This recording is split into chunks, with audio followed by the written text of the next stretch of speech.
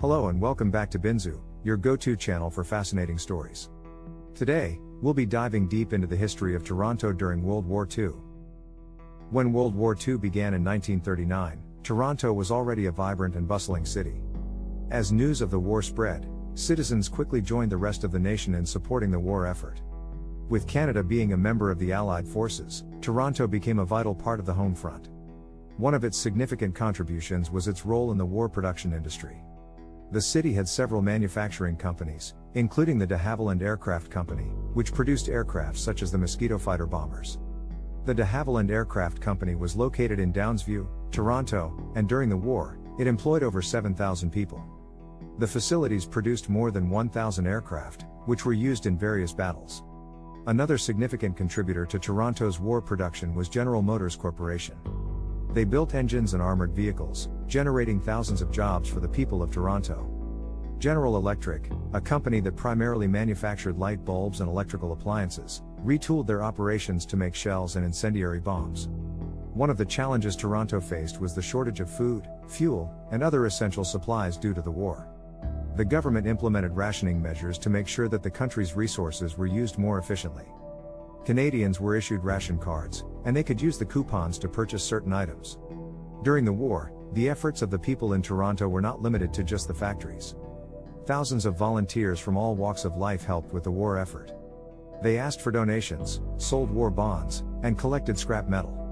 Women took on jobs that were traditionally done by men, such as working in factories to build war supplies, and joined the military as nurses and served in various other roles. At the beginning of the war, Canada was not well equipped to deal with a conflict of this scale.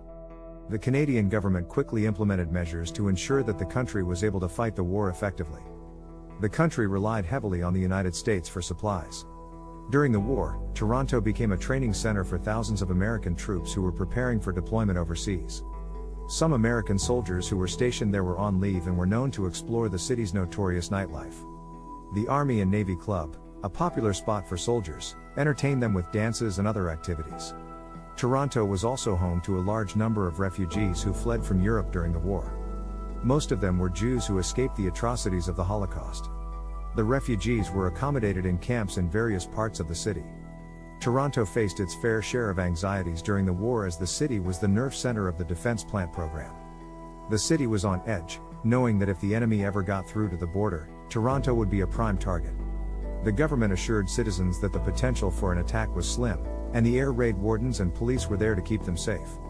Apart from the manufacturing industries, music and entertainment provided relief during the war.